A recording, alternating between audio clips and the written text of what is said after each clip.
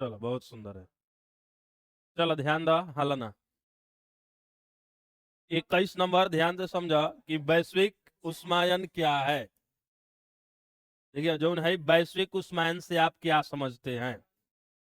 तो देखिए जो है विज्ञान की जिस तरह जो है आविष्कार हो रहा है, विज्ञान का मतलब जिस प्रकार विज्ञान के तहत बहुत सारे मशीनीकरण हो रहा है, मशीन का आविष्कार हो रहा है, कल कारखाना गाड़ी उद्योग धंधा, उस सब से निकलने वाला जो भी गैस जो है यह उष्मा प्रदान करता है, पर्यावरण में कथी उष्मा लाता है। और उष्मा यदि अधिक उत्पन्न होगा तो जो है मतलब तापमान बढ़ेगा, और यही जो तापमान बढ़ रहा है इसी को वैश्विक उष्मायन कहते हैं। यानी विश्व के बढ़ते तापमान को वैश्विक उष्मायन कहते हैं। और इसका प्रमुख कारण है उद्योग धंधा में लगे कल कारखाने, वाहन, मोटर वाहन, गाड़ी घोड़ा, ये सब जो है यह प्रमुख कारण है। क्योंकि इस सब से गैस निकलता है जो कार्बन डाइऑक्साइड, क्लोरोफ्लोरोकार्बन, और मतलब कई सारा जो गैस है, यह गैस जो है वातावरण को कौन चीज पहुंचाता है, हानि पहुंचाता है। और इसीलिए जो है वैश्विक उष्मायन हो रहा है। तो इसी को लिखिएगा 21 नंबर में कि वैश्विक वैश्विक उष्मायन, इसको लिखिएगा कि धुआं मतलब कल कारखानों से निकलने वाले, लिखिएगा कल कारखानों कारखानों से निकलने वाले निकलने वाले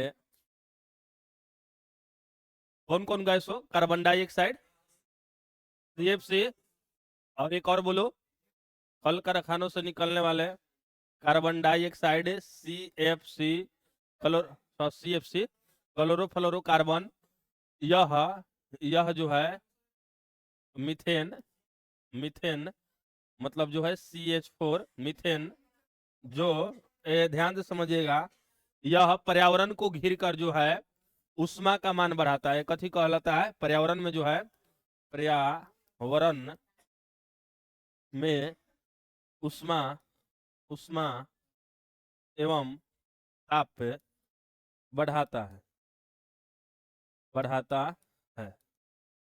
इसे यही इसे इसे लिखिएगा कि पर्यावरण में धुआं, धूलकण धूलकण के गिरे से तापमान में बढ़ोतरी, तापमान में बढ़ोतरी बढ़ोतरी इसी को वैश्विक उष्मायन या वैश्विक तापमान कहते हैं, या ग्रीन हाउस प्रभाव, ग्रीन हाउस प्रभाव प्रभाव ग्रीन हाउस प्रभाव भी कहेगा। तो इसी को लिखिएगा वैश्विक उष्मायन या वैश्विक तापमान भी कहे। वैश्विक तापमान भी देखो, इसको तीन गो नाम से जाना जाता है, वैश्विक उष्मायन, ग्रीन हाउस प्रभाव, या जो है वैश्विक तापमान। वैश्विक तापमान ये सब जो है एक ही नाम है, वैश्विक तापमान। ध्यान से देखिए, जो है कोई पूछेगा वैश्विक उष्मायन से आप क्या समझते, तो लिखिएगा कि कल कारखानों से निकलने वाले धुआं, ना समझ आए एक लाइन सीधे लिखिए कि बढ़ते तापमान को वैश्विक उष्मायन कहा जाता है। विश्व में बढ़ते तापमान के स्तर को वैश्विक उष्मायन कहा जाता है। यह हर साल दिन मतलब जो है बढ़ता ही जा रहा है। इसका प्रमुख कारण उद्योग धंधों से निकलने वाले हानिकारक गैसें हैं। यह गैसें पर्यावरण में जो है कौन सी धुआं और धूलकण बनकर घिरे रहती है, जो यहाँ से निकलने वाला तापमान अंतरिक्ष तक नहीं पहुंच पाता। और जब अंतरिक्ष तक नहीं पहुंचेगा तब कौन सी होगा, गर्मी होगा। जिससे ध्यान से समझो क्या है। देखो, सूरज यहाँ पे है, धरती यहाँ पे है, बीच में हमारा पर्यावरण है, वातावरण है, ये सब जो है धुआं धूलकण ये सब है। अब यहाँ से तापमान यहाँ आएगा, और यहाँ से पूरा पूरा तापमान जो है लौट जाता है, अंतरिक्ष में जाता है, तो ठंडा हो जाएगा। जैसे सूरज डूबा उस समय हम लोग को पूरी तरह से सफा ठंडा हो जाना चाहिए, लेकिन नहीं होता है। ऐसा काहे नहीं? तो देखिए, ई धरती के आरी आरी जो है पर्यावरण है, और पर्यावरण में धुआं धूलकनी सब बहुत ज्यादा है। तो यहाँ से जो प्रकाश धरती पे पहुंचता है, तो प्रकाश से जो उष्मा होता है, धुआं धूलकन सोख लेता है, और इस सोख के अंतरिक्ष में नहीं जाने देता, मतलब ऊपर वाले भाग में नहीं जाने जाता। तापमान यदि ऊपर चला जाता तो ठंडा हो जाता। तो ई काल का हो रहा है कि धुआं धूलकन के कारण इतना ना ज्यादा घिर गया है पृथ्वी, कि इसका तापमान पृथ्वी का ऊपर पहुंचे नहीं रहा है, तो पूरा तापमान इसी में रहेगा। तो इसीलिए यहाँ पे तापमान की बढ़ोतरी होगी, और इस बढ़ोतरी हो रहा है, यही वैश्विक तापमान है। यह जब बढ़ेगा तो ग्लेशियर पिघलेगा, जल स्तर बढ़ेगा, लोगों को परेशानी होगा। तो यही कारण है। यानी यदि ऐसा नहीं हुआ रहता तब तो ये तो बेटर हो गया रहता। ये समझ आया ना? ये ग्रीन हाउस यही है कि मतलब तापमान को बढ़ने के कारक है। ग्रीन हाउस प्रभाव का कहने का सीएफसी कारण कार्बन डाइऑक्साइड के कारण जो होता है ग्रीन हाउस प्रभाव होता है, यानी तापमान बढ़ता है। बस ग्रीन हाउस प्रभाव का मतलब इतना ही समझना, तापमान में बढ़ोतरी। बस आना तो इधर उधर घूमेगा तो घूमते रहो। कौन सी वैश्विक उष्मायन लिखिएगा, विश्व में बढ़ते तापमान के स्तर को वैश्विक उष्मायन कहा जाता है। यह हर साल बढ़ते जाता है। इसका प्रमुख कारण है उद्योग धंधा में लगने वाले मशीन से निकलने वाला विषैले gas, methane, carbon dioxide, chlorofluorocarbon. यह ग्रीन हाउस प्रभाव मतलब कारण जो है धीरे धीरे कथी होता है, गर्मी होता है, मतलब ये तापमान बढ़ाता है। इसी को जो है वैश्विक उष्मायन कहता है ना। अब देखो, ग्रीन हाउस प्रभाव जो है ना, ये जो है घटनवा नहीं हो रहा है, घटनवा के नाम है, प्रक्रियावा है। ग्रीन हाउस प्रभाव कहने का अर्थ है ये एगो क्रियाकलाप है, जैसे ये जाएगा, ये नहीं जाने देगा। तो ये जो काम कांड कांड हो रहा है ना, इसी को ग्रीन हाउस प्रभाव कहते हैं। अंतर दोनों में इतना ही है, लेकिन शॉर्ट में समझेगा तो इतना ही समझो, तापमान में वृद्धि। चलो इसको जो है, हाँ,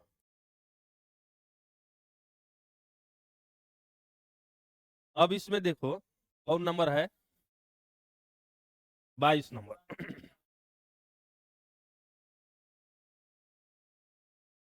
देखिएगा, प्रश्न काल का है, प्रश्न काल। तो लिखिएगा कि सत्र का पहला घंटा, सत्र का पहला घंटा, घंटा 10 से 11 को कथी प्रश्न काल कहते हैं। डैडस का मतलब समझ लेना, को प्रश्न काल कहते हैं। और इसमें जो है, इसमें मंत्रियों से सवाल पूछा जाता है, सरकार से सवाल पूछा जाता है, त्रांकित, अत्रांकित और तत्कालीन और अल्पकालीन। अल्प कथिया, अल्प, अरे कुकुर सा कहीं का, निकाल के रखो सब ना, कम से कम किताब खरीदा है तो कम से कम रखना चाहिए, देख के देखना चाहिए। चलो, सत्र का पहला घंटा 10 से 11 को कथी कहते हैं, प्रश्न काल कहते हैं। और इसमें जो है, इसमें मंत्री से, मंत्रियों या सरकार से जो है, मंत्री या सरकार से जो है, सरकार से प्रश्न पूछा जाता है, प्रश्न पूछा जाता है, प्रश्न पूछा जाता है। यह प्रश्न जो है, प्रश्न 3 प्रकार से पूछा जाता है। एक में त्रांकित प्रश्न, त्रांकित प्रश्न।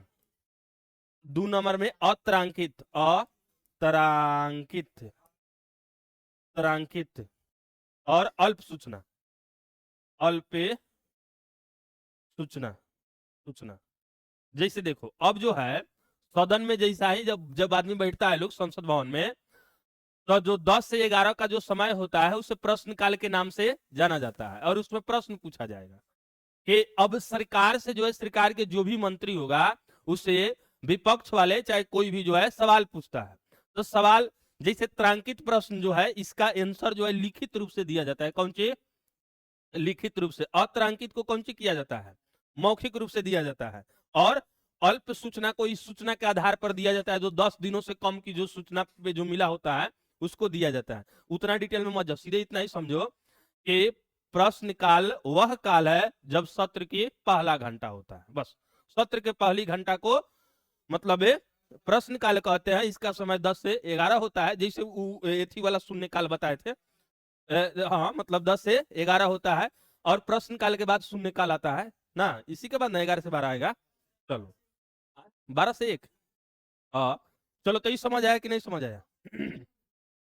अब इसमें देखो, इसमें जो है ये 10 से 11 होगा, तो इसमें जो है देखिए सवाल पूछा जाता है कैसे, तो जैसे देखो मान लो कि जैसे जैसे देश में बहुत सारा काम हो रहा है, पूछेगा अच्छा ये बताइए आपका रेल टाइम सही काहे नहीं चल रहा है, ये वंदे भारत कल 10 बजे पहुंचने वाली थी काहे 5 बजे पहुंच गई।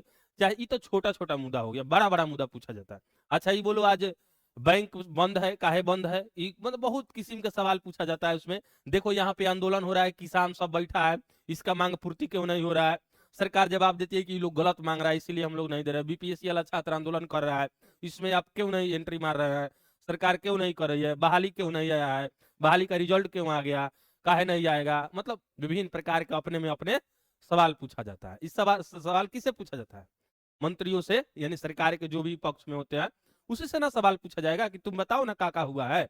आगे विपक्ष वाला से सवाल पूछेगा, वो का जानता है, उसको उससे बस नहीं है।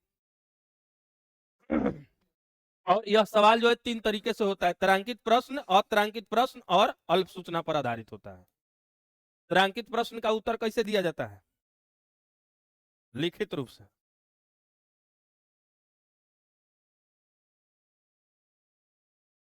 अतारांकित मतलब ऐसे दे दिया जाता है। अब जो है अध्यादेश क्या है, तो ध्यान से समझिएगा, अध्यादेश क्या कहिएगा, अध्यादेश जो है सत्र नहीं चलने की स्थिति में सरकार की सलाह पर यानी मंत्रिपरिषद के सलाह पर राष्ट्रपति राष्ट्रपति धारा मतलब जो है अनुच्छेद 123 के तहत जो है अध्यादेश जारी करता है।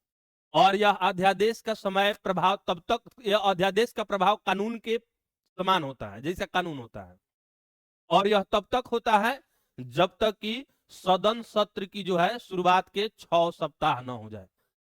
सदन इसका प्रभाव सत्र प्रारंभ होने से 6 सप्ताह तक होता है। इसके बीच में आप यदि अनुमोदन कर दीजिएगा, यदि इसको वेरीफाई कर देगा लोग, संसद लोग, जो हाँ ये अध्यादेश अभी आगे बढ़ेगा, तो ये बढ़ भी जाता है ना, समझा।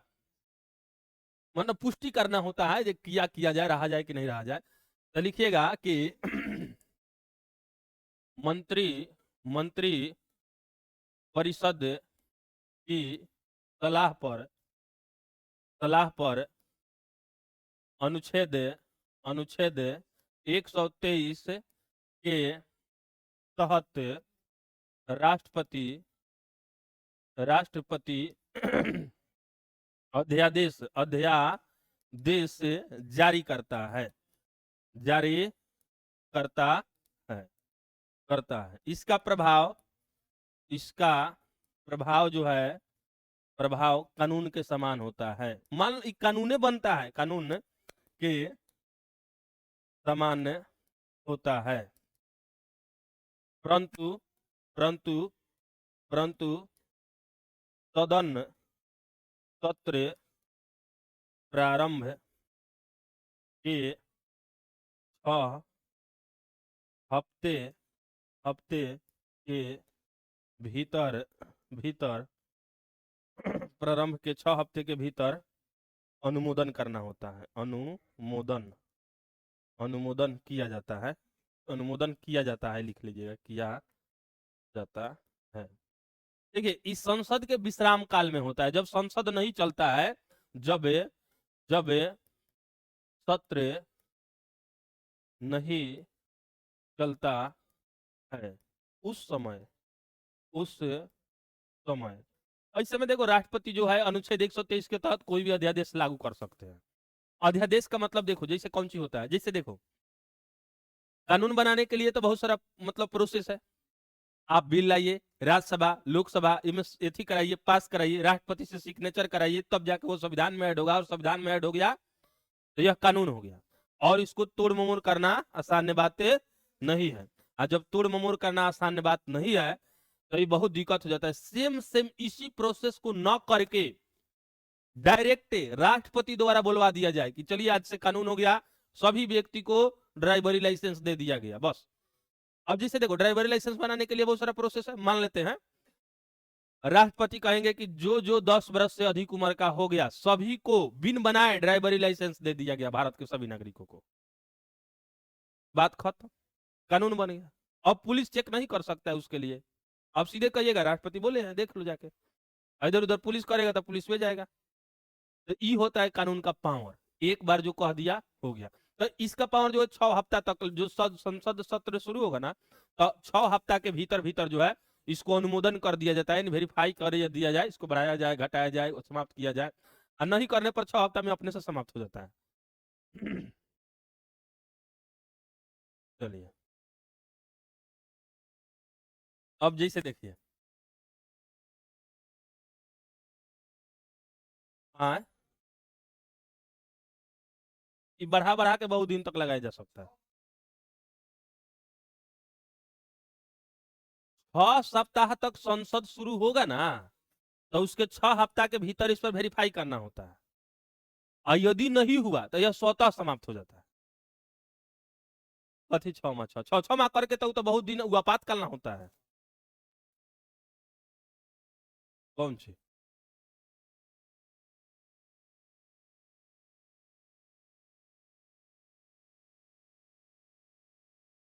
अध्यादेश की अवधि 6 सप्ताह तक, 6 महीने और 6 सप्ताह है, एक बार संसद के दोनों सत्र के आने के पश्चात अध्यादेश 6 हफ्ता समाप्त हो जाए। हाँ, वो नहीं करेगी, अध्यादेश जो है 6 हफ्ता, 6 महीने और 6 सप्ताह के बीच है। कहने का अर्थ ये कह रहा है कि 6 महीना से लेके 6 सप्ताह के बीच है।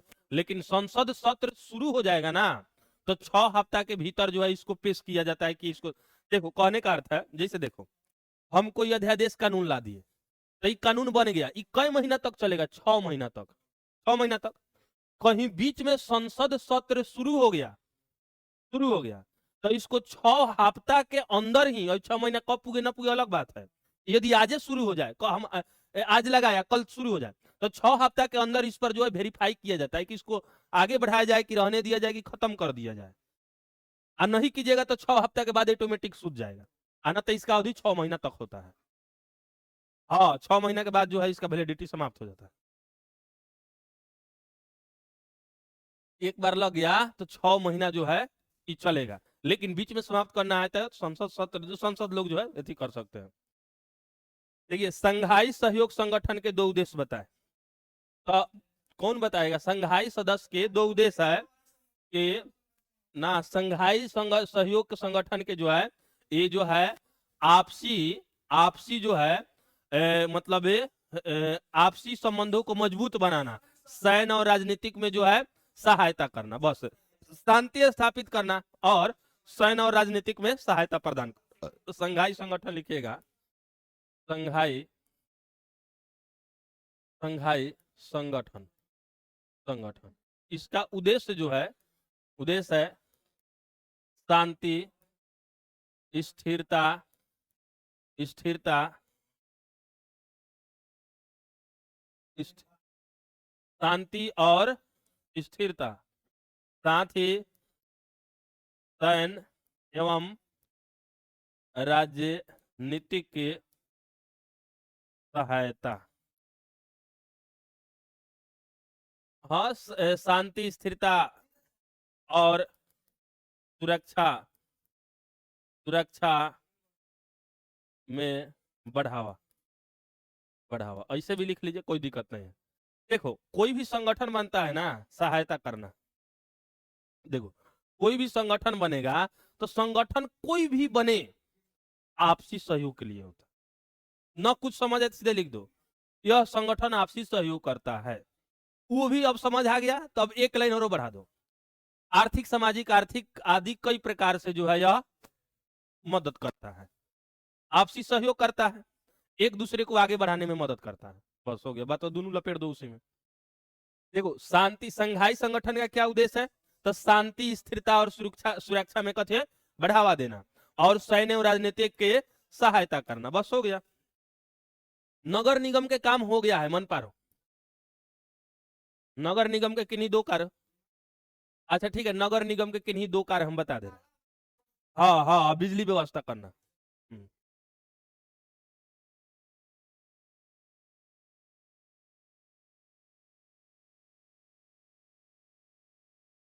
25 नंबर जो है। हम्म,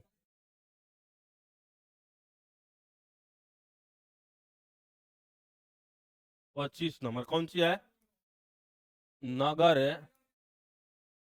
निगम। हाँ चलो, कौन पूछ रहा था, कौन सी धुन पूछा है? नगर निगम और देखो, नगर निगम छोटा स्तर हुआ, तो वार्ड वाला टाइप का हो गया। नगर परिषद हुआ सभी को मिला के, परिषद मतलब सभा टाइप के। नगर पालिका को ही नगर निगम कहते हैं।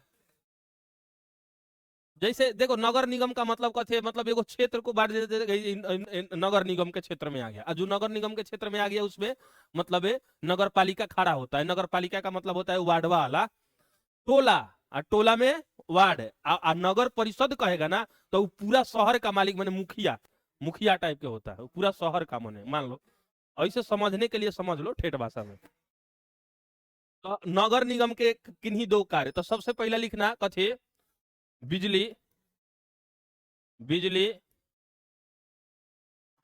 सड़क, नाली आदि बनाना, बनाना या व्यवस्था करना, व्यवस्था करना लिखते हैं, प्रबंध करना आदि, प्रबंध, प्रबंध कराना, कराना लिख दीजिएगा। और दूसरा नंबर लिख देगा शिक्षा एवं स्वास्थ्य, स्वास्थ्य की प्रारंभिक, प्रा प्रारंभिक सुविधा प्रदान करना, सुविधा, सुविधा प्रदान करना, करना। देखो नगर निगम का काम क्या होता है, देखो ऐसे शहर में रहता है तो जान जाता है। सड़क बनाता है, नाली बनाता है, बिजली की व्यवस्था करता है। सड़क, नाली और बिजली, तीन गो चीज हो गया सरकारी, बिजली, सड़क, नाली।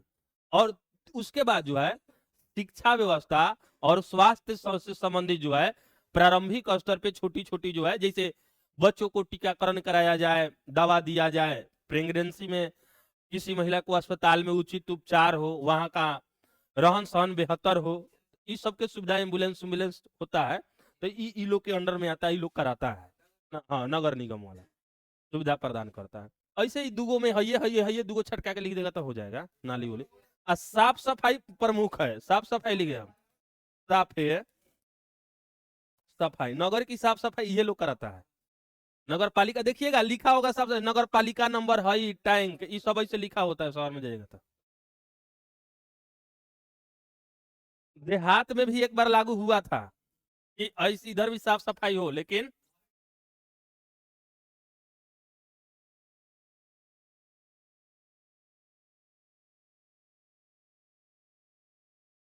अरे 10 को कर लेगा लोग तो क्या हो जाएगा। हाँ, हल्का हल्का 2 मिनट में हो जाएगा। आज टेस्ट है का, तो रहने दो, तब रहने दो, तब रहने दो, तब रहने दो, टेस्ट है तो रहने दो।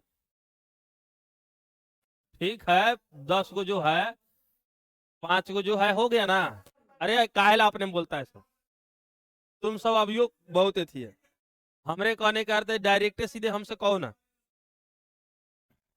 चलिए 26 नंबर जो है शीत युद्ध क्या है ना, ध्यान से समझो कि शीत युद्ध कहने का अर्थ है ऐसा युद्ध जो केवल बातों से लड़ा जाए, मतलब जिसमें हथियार का प्रयोग ना हो, आमने सामने युद्ध ना हो, केवल वैचारिक लड़ाई को ही शीत युद्ध कहा जाता है। यानी कहिएगा कि अ, जब जब बातों से, बातों से युद्ध हो, युद्ध, युद्ध हो, युद्ध हो तो शीत युद्ध कहलाता है। यह एक वैचारिक युद्ध है, वैचारिक युद्ध भी कह सकते हैं इसे, वैचारिक के, वैचारिक के युद्ध भी कह सकते हैं। इसमें इसमें इसमें इसमें शस्त्र का प्रयोग, हथियार, हथियारों का प्रयोग, प्रयोग नहीं होता है, नहीं होता। और इसके बाद लिखिएगा कि यह 1945 से लेकर 1991 तक के चला था, चला था। कब, तो द्वितीय विश्व युद्ध के बाद, विश्व युद्ध के बाद देखिए, ध्यान समझिए, कोई पूछे शीत युद्ध क्या है, तो देखिएगा, लिखिएगा कि शीत युद्ध वह होता है जिसमें बातों की लड़ाई हो। शीत युद्ध एक वैचारिक लड़ाई है, इसमें बातों की लड़ाई होती है, यानी बातों बातों से लड़ा जाता है, इसमें कोई हथियार का प्रयोग नहीं किया जाता है, आमने सामने नहीं लड़ा जाता है। और यह सबसे पहले जो है 1945 में द्वितीय विश्व युद्ध के समाप्ति के बाद 1945 से लेकर 1991 तक चला, जिसमें रशिया और अमेरिका जो है दो गुटों में बट गए थे, और इसके सगे संबंधी एक और उसके सगे संबंधी एक और। पूरा विश्व का नजर इन दोनों पे था कि अब लड़ाई हो जाए, कब लड़ाई हो जाए कोई गारंटी नहीं, लेकिन लड़ाई नहीं हुआ। इसी को कहते हैं शीत युद्ध। मतलब नहीं समझा? ऐसे समझो, देखो, धमकी से नहीं लड़ा जाता है, बातों बातों की लड़ाई। जैसे जैसे किसी को कहिएगा हम तोरा आओ ना, तोरा के हम साफ मार के मुंगा देवे, तो कोनो कहते तू खाली चला, तोरा पूरा खानदान के उजाड़ देवे हम। तो कहते तू चला, तोरा जात के मिटा देवे, तो कहते तोरा पूरा धर्मे वाला के संप्रदाय के मिटा देवे। मतलब बात से लड़ाई हो ना, तब बातों की लड़ाई को शीत युद्ध कहा जाता है। इसमें हथियार का प्रयोग नहीं किया जाता है। चलो, अब जो है 27 नंबर ध्यान से देखिएगा कि मार्शल योजना क्या है। देखिए, मार्शल योजना योजना का उद्देश्य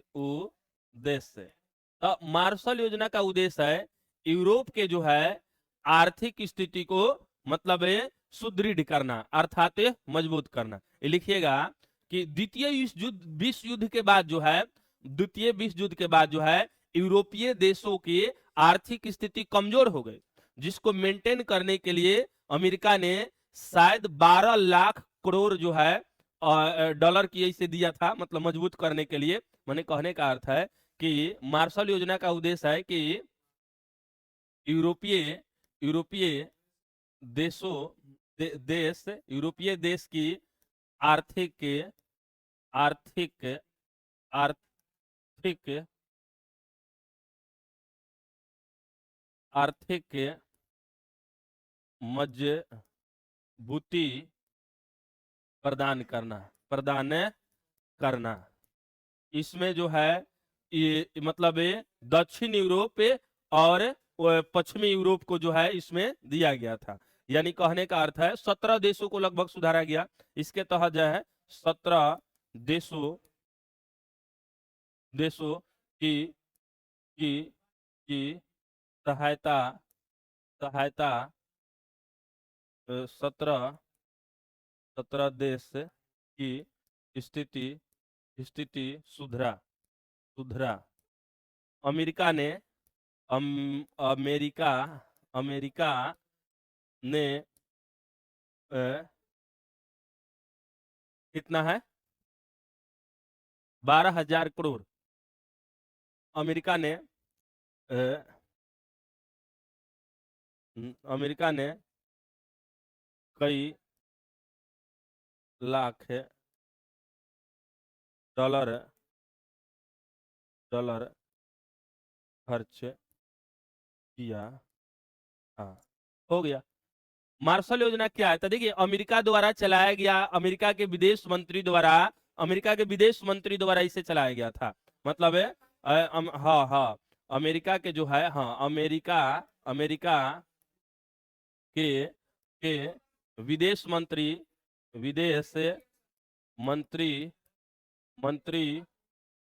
द्वारा चलाया गया। विदेश मंत्री, इसी का नाम मार्शल है। अमेरिका के विदेश मंत्री एक था जिसका नाम है मार्शल, और यह मार्शल ने द्वितीय विश्व युद्ध के पश्चात देखा कि कई सारे देश है जिनकी आर्थिक स्थिति बहुत खराब हो गया है, कमजोर हो गया है। उस स्थिति में अमेरिका ने क्या किया कि यूरोप में फिर से आर्थिक स्थिति लाने के लिए, पटरी पे लाने के लिए है, अपनी खजाना खोल दिया, और कई करोड़ रुपया जो है इन लोगों को दिया। तब जाके जो है 13 बिलियन तक, तब जाके जो है यह आर्थिक स्थिति कई सारे देशों की, लगभग 17 देशों की आर्थिक स्थिति सुधर पाई थी। बस हो गया। अरे लड़ाता हुए है तो छोड़ाएगा हुए ना, लड़ाता हुए है। कौन सी? तुम ही ना किया है। चलो, अब देखो, दलीय प्रणाली ध्यान से समझिएगा कि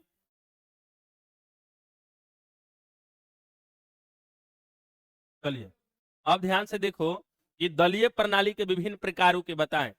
देखिए दलीय प्रणाली का मतलब है जैसे दो तीन प्रकार से होता है। दलीय दलीय प्रणाली, दलीय प्रणाली के लिखिएगा मुख्य मुख्य तीन प्रकार है। कौन कौन? तो एक में एक दलीय दलीय, दूसरा में द्विदलीय द्विदलीय दलीय, और तीसरा जो है बहुदलीय दलीय बहुदलीय। लिखिएगा कि दलीय प्रणाली जो है यह मुख्य रूप से तीन प्रकार का होता है। एक दलीय शासन प्रणाली, एक दलीय शासन शासन प्रणाली और बहुदलीय शासन प्रणाली और द्विदलीय शासन प्रणाली। इसमें जो है जैसे देखो एक दल मिल के राज करेगा तो एक दलीय कहा जाता है, जिस देश में एक ही दल हो। और द्विदलीय का मतलब होता है दो गो दल, जैसे मान लो कि जैसे बीजेपी है, कांग्रेस है, ऐसे हो गया, दुइये गो रहता तो द्विदलीय हो गया। लेकिन बहुदलीय का मतलब है बहुत सारे दल। जब भारत में एक दलीय बहुदलीय बहुदलीय है, यहाँ पे कई सारे पार्टी है, लगभग बहुत सारा पार्टी है, 50 गो से बेसी पार्टी होगा, समझे ना। अब देखो केजरीवाल का एगो अलग है, आम आदमी पार्टी उन लोग का अलग चलता है, अवध ओझा जी उसी में जाके मिल गए हैं ना। कांग्रेस अलग है, 100 करोड़ लेके मिले हैं। हो सकता है तो उनका उनका स्टेटमेंट है तो हो ही सकता होगा, कहीं पूरा हो गया होगा मनोकामना उनका। गड़ी माई का मेला भी था चलो, निर्वाचन आयोग के दो कार्य बताइए। ये हम बताए थे निर्वाचन आयोग का मतलब क्या होता है, कि निर्वाचन आयोग के दो कार्य बस शायद बता दिए थे। सबसे पहला होता है, हम इसी तरह बोल दे रहे हैं कि निर्वाचन आयोग का प्रमुख दो कार्य है कि चुनाव करवाना, मतदाता सूची तैयार करना, चुनाव में हुए लंदफंद को सुलझाना, विवादों का, चुनाव में हुए विवादों का निपटारा करना, परिसीमन करना। परिसीमन के मतलब होता आचार संहिता लागू करना, मैंने बहुत सारा चीज है इसमें। चलो मौलिक कर्तव्य क्या है ये ध्यान से समझिएगा। मौलिक कर्तव्य क्या है तो लिखिएगा राष्ट्र की अखंडता एवं एवं जो है अखंडता, हाँ एकता लिखिए। देखिए राष्ट्र की अखंडता एवं समृद्धि के लिए किए गए कार्य मौलिक कर्तव्य कहलाता है। मौलिक, इसे लिखिएगा कि राष्ट्र, उसमें देखो ना, देखो तो अरे तुम सब सफाई एक बार ये कर देता है। राष्ट्र की अखंडता और एकता दिया है कि कौन सी दिया है? उन्नति, हाँ तो यही ना पूछ रहा है कि उन्नति वाला गायब हो गया है। चलो लिखिएगा कि मौलिक कर्तव्य का अर्थ है कि राष्ट्र की, अरे समझो यहाँ, राष्ट्र की अखंडता अखंडता एवं एवं उन्नति के लिए, उन्नति उन्नति के लिए लिए किए किए जाने वाला वाला कर्तव्य कर्तव्य कर्तव्य कौन सी कहलाता है? मौलिक कर्तव्य कहलाता है। इसमें राष्ट्रहित राष्ट्रीय हित में कार्य कार्य किया जाता है, किया जाता है। अपने से ऊपर हिट उठकर राष्ट्र हित में काम में किया जाता है। ऐसे कहिएगा मौलिक कर्तव्य क्या है तो कहिएगा मानव का वैसा कर्तव्य जो राष्ट्र की अखंडता और उन्नति के लिए हो, उसे मतलब मौलिक कर्तव्य कहते हैं, और यह सभी व्यक्तियों के लिए लागू होता है। लेकिन इस पर जो है केस उस नहीं होता है। ये कीजिएगा तभी बेहतर है, न कीजिएगा कभी भी उल्लंघन जैसे देखिए आप कीजिएगा तभी कोई दिक्कत नहीं है, नहीं कीजिएगा तभी आप पर कोई विशेष केस होने वाला नहीं है।